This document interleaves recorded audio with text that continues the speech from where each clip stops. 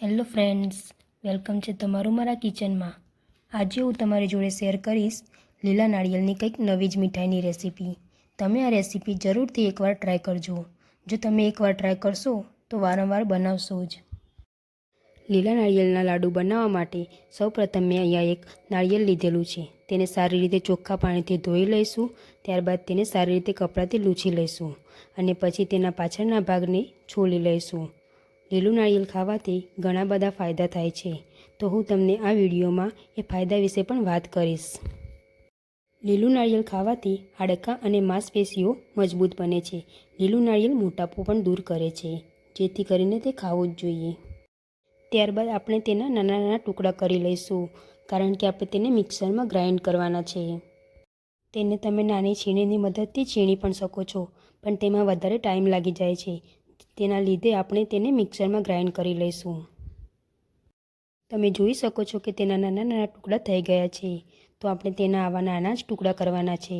હવે તેને આપણે મિક્સર જારમાં ઉમેરી લઈશું અને તેની સારી એવી છીણ તૈયાર કરી લઈશું। તો આપણી છીણ તૈયાર છે, તો તમે જોઈ શકો છો કે મેં કેવી છીણ કરી છે। તમારે પણ આ રીતની જ છીણ તૈયાર કરવાની છે। તમારે એ વાતનું ખાસ ધ્યાન રાખવાનું છે કે નાળિયેરની પેસ્ટ નથી બનાવવાની। જો ચટણી બનાવવા માટે આપણે પેસ્ટ બનાવીએ છીએ તેવી પેસ્ટ નથી બનાવવાની, તો આપણે તેનું છીણ જ તૈયાર કરવાનું છે। આ રીતનું છીણ હશે તો લાડવા સારા એવા મસ્ત બનશે। ત્યારબાદ એક પેનમાં એક મોટા ચમચા જેટલું ઘી લઈશું। ઘી ગરમ થઈ જાય ત્યારબાદ તેમાં આપણે છીણ ઉમેરી લઈશું। તેને સારી રીતે મિક્સ કરી લઈશું અને તાવેતાની મદદથી મિક્સ કરતા રહીશું, જેના લીધે નીચે ચોંટે નહીં। તમારે આને સારી રીતે મિક્સ કરતા રહેવાનું છે, જેથી કરીને તેમાં રહેલું મોઇશ્ચરાઇઝ દૂર થઈ જાય અને આપણું છીણ એકદમ શેકાઈ જાય। જો આપણને વધારે થાક લાગતો હોય તો લીલું નાળિયેર ખાવાથી થાક દૂર થાય છે। લીલું નાળિયેર ખાવાથી ઉલટી જેવી સમસ્યાઓ પણ દૂર થાય છે, તો તમારે લીલું નાળિયેર ખાવું જ જોઈએ। તો આપણું છીણ શેકાઈ ગયું છે, તો એમાં આપણે દૂધ ઉમેરી લઈશું। તો મેં અહીંયા 1/2 વાટકી દૂધ ઉમેર્યું છે। જો તમારે દૂધના બદલે માવો ઉમેરવો હોય તો એ પણ તમે ઉમેરી શકો છો। દૂધ ઉમેર્યા બાદ તેને સારી રીતે મિક્સ કરતા રહીશું। લીલા નાળિયેરમાં કોપર, આયર્ન અને ઝીંક જેવા ખનિજો હોય છે, જેથી કરીને તે શરીરને હાઇડ્રેશન પૂરું પાડે છે અને શરીરમાં ઇમ્યુનિટી વધારે છે। તેને આપણે ગેસની ફૂલ ફ્લેમ પર ગરમ થવા દઈશું અને તેના ઉભરા આવવા દઈશું અને તેને થોડુંક થીક થવા દઈશું। તો તમે જોઈ શકો છો કે દૂધ ઉકળીને થીક થયું છે, તો આપણે તેને હજી વધારે થીક બનાવવાનું છે, તો આપણે તેને હજુ થોડીવાર ઉકાળીશું। આપણે તેને ગેસની ફૂલ ફ્લેમ પર જ ઉકાળીશું। લીલું નાળિયેર ખાવાથી કોલેસ્ટ્રોલ કંટ્રોલ કરવામાં મદદ કરે છે અને આપણી સ્કિન પણ ડ્રાય થતી નથી। તમે લીલા નાળિયેરના પાણીના ફાયદા તો જાણતા જ હશો, અને આજે તમને લીલા નાળિયેરના ફાયદા પણ જાણવા મળ્યા છે। જો તમારે આવા નવા વિડીયો જોવા હોય તો મારી ચેનલને સબસ્ક્રાઈબ કરી દેજો અને હા, બાજુમાં રહેલા બેલ આઇકનને દબાવવાનું ભૂલતા નહીં, જેથી કરીને મારા નવા વિડીયોનું નોટિફિકેશન તમારા સુધી પહેલાં પહોંચે। આ લાડુ બનાવવા માટે આપણે ચાસણી કે કોઈ માવાની જરૂર પડતી નથી।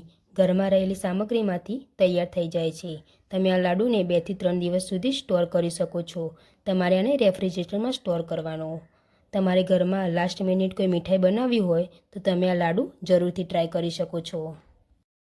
તો તમે જોઈ શકો છો કે આમાં દૂધનો ભાગ બિલકુલ રહ્યો નથી, તો તમારે દૂધને ઉકાળીને આવી થિકનેસ રાખવાની છે। તો હવે આપણે તેમાં ખાંડ ઉમેરી લઈશું। તો આપણે 1/2 વાટકી દૂધ લીધું હતું અને 1 નાળિયેર લીધું હતું, તો તેના માપથી આપણે 1 વાટકી ખાંડ ઉમેરીશું। ખાંડ ઉમેરીને તેને સારી રીતે મિક્સ કરી લઈશું। લીલું નાળિયેર ખાવાથી પેટની સમસ્યાઓ દૂર થાય છે। તે પાચન શક્તિમાં પણ મદદ કરે છે। જો કોઈને બ્લડ શુગરનો પ્રોબ્લેમ હોય તો તમે શુગર ડ્રોપનો ઉપયોગ કરી શકો છો, જેથી કરીને પરિવારમાં બધા એન્જોય કરી શકે। તેને ગેસની ફૂલ ફ્લેમ પર જ ગરમ કરીશું અને તેમાં ખાંડમાંથી પાણી છૂટું પડે તેને બાળતા રહીશું, જેથી કરીને તેમાં પાણીનો ભાગ બિલકુલ ના રહે। ત્યારબાદ આપણે તેમાં ગ્રીન કલરનો ફૂડ કલર ઉમેરીશું। તમને આ બજારમાં ઇઝીલી મળી જશે। તમારે એક નાની વાટકીમાં 1 ચપટી ફૂડ કલર લઈ પાણી મિક્સ કરીને ઉમેરી લેવાનું છે। આપણે બધું સારી રીતે મિક્સ કરી લઈશું। જો તમારે બીજા કોઈ પણ ફૂડ કલરનો ઉપયોગ કરવો હોય તો તમે કરી શકો છો, અને તમારે એક પણ ફૂડ કલરનો ઉપયોગ ના કરવો હોય તો પણ તમે કરી શકો છો। તમે આને સ્કીપ પણ કરી શકો છો અને તમે લાડુ સફેદ પણ રાખી શકો છો। જોઈ શકો છો કે આ થીક થવા લાગ્યું છે, તો તમે હજી તેને થોડીવાર મિક્સ કરતા રહો અને આનાથી પણ વધારે આપણે તેને થીક બનાવવાનું છે. ત્યારબાદ તેમાં થોડાક ડ્રાયફ્રૂટ ઉમેરી લઈશું, જેમાં મેં કાજુ અને બદામ લીધા છે. તેને હવે સારી રીતે મિક્સ કરી લઈશું. ખાંડમાંથી છૂટેલા પાણીનો ભાગ પણ બળી ગયો છે, તે થીક પણ થવા લાગ્યું છે, તો આપણે તેને હજુ થોડું કૂક કરીશું, જેથી કરીને તે વધારે થીક થઈ જાય. તો તમે આની થિકનેસ જોઈ શકો છો.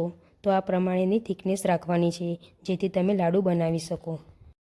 જો તમારે આના લાડુ ના બનાવવા હોય અને તમે આને પ્લેટમાં પાથરીને તેના પીસ પાડવા હોય તો એ પણ તમે કરી શકો છો.